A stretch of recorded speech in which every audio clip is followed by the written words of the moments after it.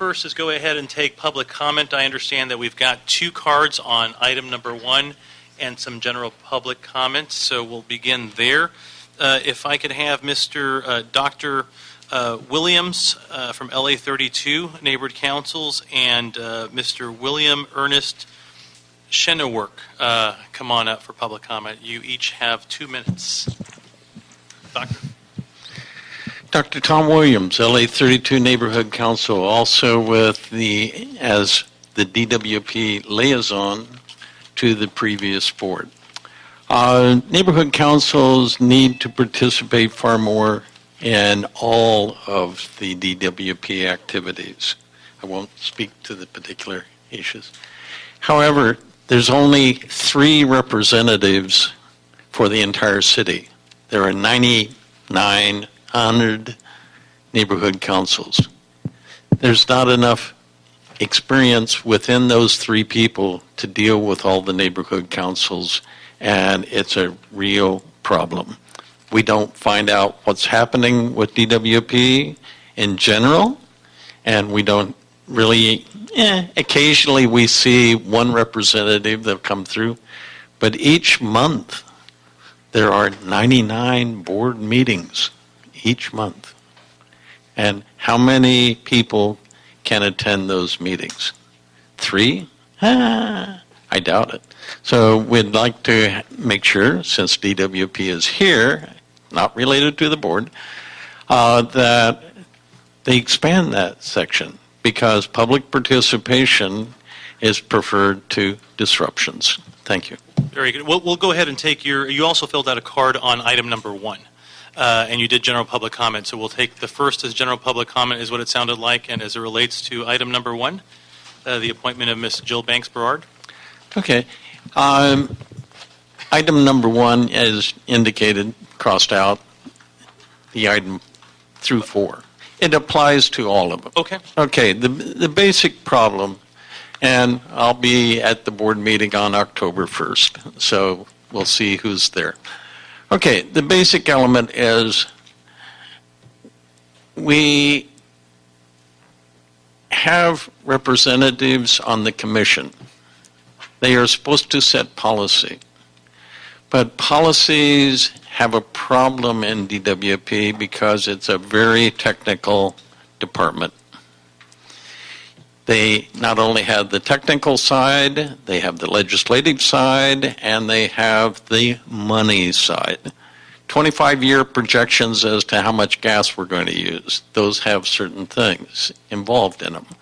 We don't get the background for this. And in fact, one of the previous commissioners once said, if I can't understand it, how can I explain it to the people that I represent?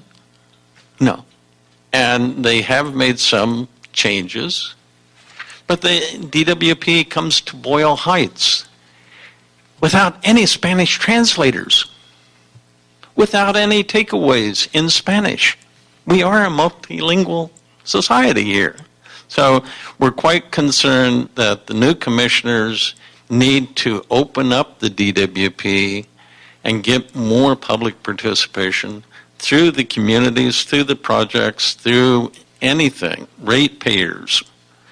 There's a problem that sometimes people focus on the ratepayers, but we're all ratepayers, we're all stakeholders, but the public is what is at issue. There's a lot of people here that need to be helped, and the commissioners are the only ones that can do it, so it's up to them to get the public involved. Very good, thank you. Mr. Shennewerk on item number 1. Yes, well, I'm really covering item 1 through 4. I just chose 1. I went to this meeting, the ECI Engineering Conference in Newport Beach, June 23rd, and they had all these energy storage schemes, and I went there with mine. Well, as far as I can tell, nothing else there was even remotely capable of doing energy storage on a utility scale. This- Mr. Schinneberg, you filled out the card to speak on item number 1, which is the appointment of some members of Yes. the public so you were talking about energy storage, which is a little off topic. Right, I'm just trying to give them a heads up with the document I presented, but this shows that I don't believe there will ever be utility scale energy storage. The document I presented is based on what happens if you don't have energy storage, in that solar and wind can never supply more than 1/6 of the electricity supply. The new commissioners have to deal with this situation, and I'm trying to give them a heads up on it. That's all I want to do. Very good, thank you. I don't think there are any other comments, but I'll make the offer to the public. Are there any other members of the public that would like to address any of the items on the agenda, or items 1 through 4, or any general public comment? Very good. All right, why don't we do this? Let's go ahead and bring each of our candidates, please, to the center table. Ms. Jill Banks-Berard, Congressmember Levine, Mr. William Funderburk, and Mr. Michael Fleming. We'll do you all as a panel here because that's how it will go. If you receive a favorable recommendation from this committee, that's how it will go in council. Why don't we go ahead and have each one of you tell us who you are, what part of the city you live in, and what some of the objectives or goals are that you'd like to initiate on the DWP Commission if you're confirmed. Ms. Berard. Thank you. I'm Jill Banks-Berard, and I live in Sherman Oaks. I'm honored to be selected by the mayor as a nominee for this panel. And here comes my city councilman. Hi. Oh, the best city, the best named city. Somebody once said that. Yes, and I think my objective is to represent the ratepayers, which are really business and residents, because clean water and power affects every pocketbook in Los Angeles, business and the residents. And I want to be there to ask the questions and to be part of helping the city. I've been an active member working in the city for a long time, since Tom Bradley days, and I just want to continue my contribution to the city now. Very good. Thank you. Congressmember. Thank you, Mr. Chairman. My name is Mel Levine, and I live in Pacific Palisades. I spent most of my childhood in Hancock Park, along with Commissioner nominee Berard. I'm also very honored to have been asked to serve on this commission, and just broadly speaking, I would really second her remarks. DWP touches everybody in Los Angeles. Two of the most important areas that affect every one of our lives, water and power, and I think this is a wonderful opportunity to take a very close look at some of the critical issues involving both of these extraordinarily important areas, and I'm looking forward to having the opportunity to do that. Great. Thank you. Mr. Fleming. Thanks very much, Councilmember. So I'm Michael Fleming. I, too, live in Councilmember Lavange's district, live in Los Feliz.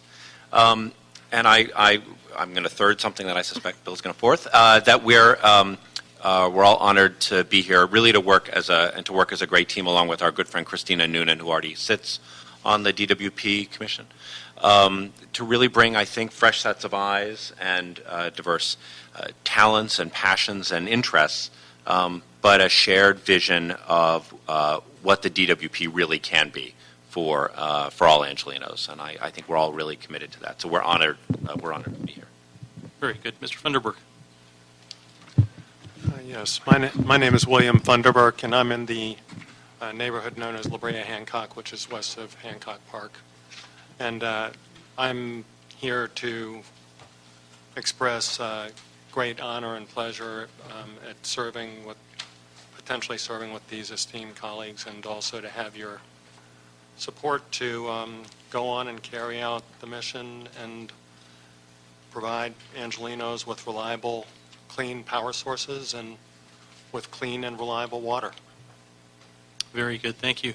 Well, colleagues, I had thank you, by the way, to all of you for making time last week to meet with me and give me an opportunity to reacquaint myself with some of you and meet with some of you for the first time.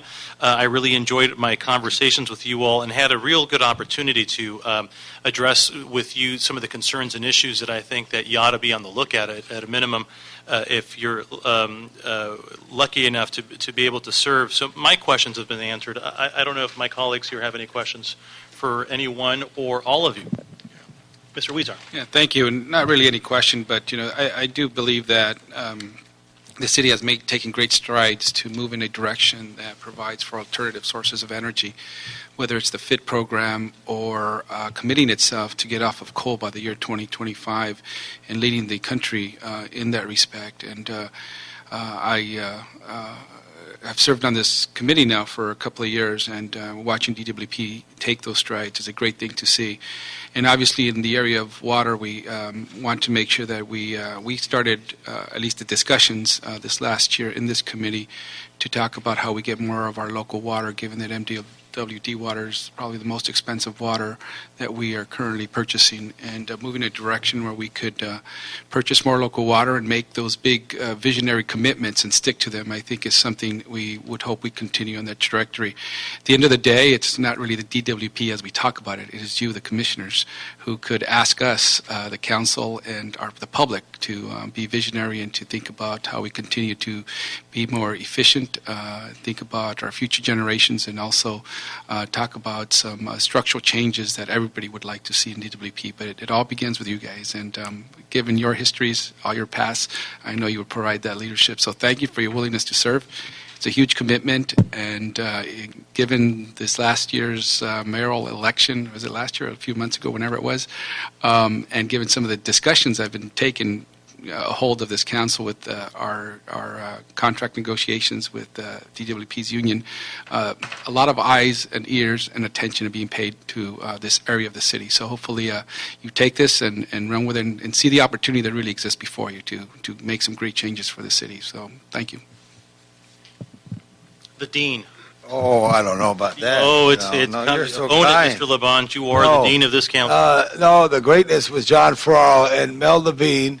John Farrar said what a wonderful human being you were and a wonderful congressman, and I haven't seen you since last century. I don't believe. I don't think I've seen you in 13 years. Well, those words coming from Councilman Ferraro mean the world to me. He was one of the most special people that I knew. I had the misfortune, as you may know, of accompanying him to an SC Cal football game. Right. Councilman Weezer and I are both very devoted Golden Bears. John Ferraro was not. Right. And I did get up and yell and cheer for the Cal band at the beginning of the Cal SC game, and he was embarrassed. He said, "You're embarrassing me in front of all my SC friends." I said, "John, don't worry about it. It's the last time I'm going to have a chance to cheer the entire afternoon." It turned out, sadly, I was right. Right. He was a very special friend who I was crazy about. So well, thank you I do remember much because I worked with John for 16 years of people who made a difference, and the Congress had made a difference to Los Angeles in many ways, and each of you have too. Jill, and all your work in Sherman Oaks, which is so key, and William, all the work together, all the stuff, it's so important. The key is this. The spotlight is on the Department of Water and Power. Years ago, it was directly on the Los Angeles Police Department in the political battles between the City Hall and the Police Department. And years ago, for a period, it was directly on the RTD and MTA. It's now saying, what is DWP? Who are they about? And unfortunately, they're about greatness. They count on this energy that comes here. People don't flip a switch. They don't know where it comes, how it gets here. They turn a faucet, they get water. But I know it's real important to have an understanding and try to make sure it's as efficient as it can be in the area that serves the city. This city, in the celebrated centennial of the greatest engineering feat, which brings water to the Pueblo. Los Angeles would not go. When we got water from the Pueblo, that's what caused all the annexations of all the cities. Hollywood, Venice, San Pedro because of the port, and Wilmington, but Van Nuys, all these towns became part of Los Angeles because of water. And water drives the city. For the business, it drives the city. Water and power. The airport drives the city. Tourism, freight, air traffic. The Port of Los Angeles drives the city. These three big things that I don't think any other city owns three entities like this, with water power being the oldest and as special as can be.